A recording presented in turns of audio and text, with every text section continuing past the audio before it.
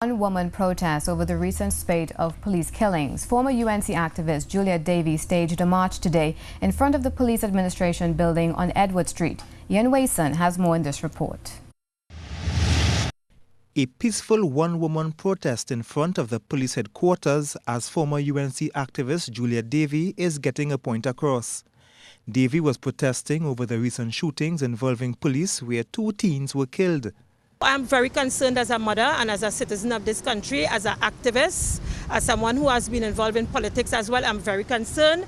This extrajudicial killing is really frightening. And when the police has come to the conclusion that having failed to deal with the crime situation, that it is okay for them to gun down 14-year-old and 13-year-old children in our country, it's an indictment on the police service. Davies, who stressed that she was protesting as a citizen and is not motivated by politics, said her children are not casualties.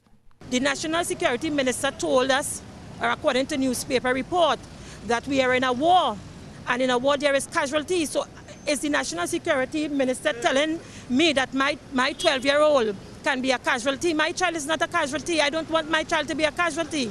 I am not living in Baghdad and I'm not living in Iraq. I am not seeing a war in Trinidad and Tobago. We have a crime situation in Trinidad and Tobago, and clearly the police has failed. And in failing, the police must say that. Meanwhile, Inspector Wayne Meister, during the police briefing, stressed that all investigations into shootings involving police will be done thoroughly and will be transparent. We appreciate her right to peacefully protest. And I will not make any premature judgments, but as indicated before, once there are shootings involving the police, standard operating procedures will dictate that we will appoint a senior police officer who will investigate these matters. And these matters will not be swept under the carpet. These matters will be investigated with the highest of transparency. And once there's a determination in the matter, whether for or against the police officer, it will be made known to the public. Ian Wason,